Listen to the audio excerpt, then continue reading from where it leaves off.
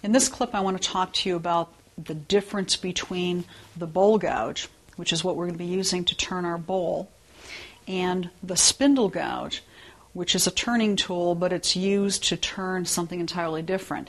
If you have a rolling pin, or you have some chair legs, or some spindles on a stair baluster, that's what this tool is used for. The reason I want to point the differences out to you is that you could encounter some difficulty if you tried to turn a bowl using a spindle gouge. Let me explain to you what I mean. Notice the difference in the length of the tool.